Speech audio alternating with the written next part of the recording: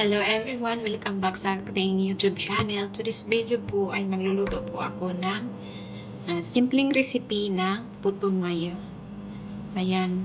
Gagamit po tayo dito ng coconut milk powder kasi wala akong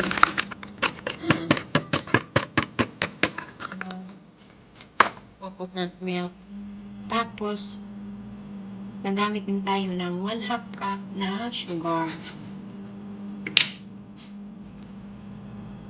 Gagamit din tayo ng 1 teaspoon na salt.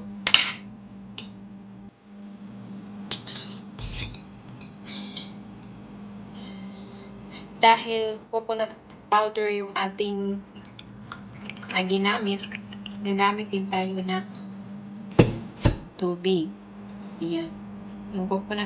Yung tubig po ay 2 baso.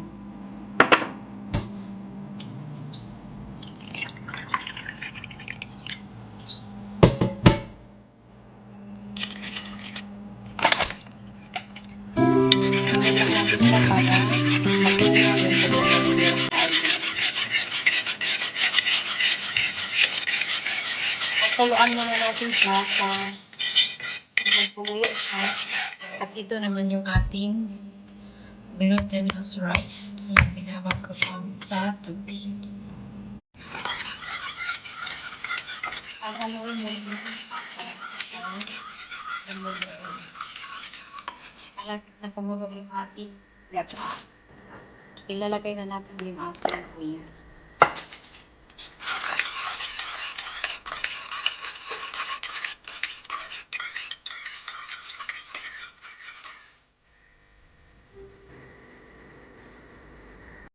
Ayan, kumulo na yung ating gata. Ilalagay na natin yung ating glutinous rice.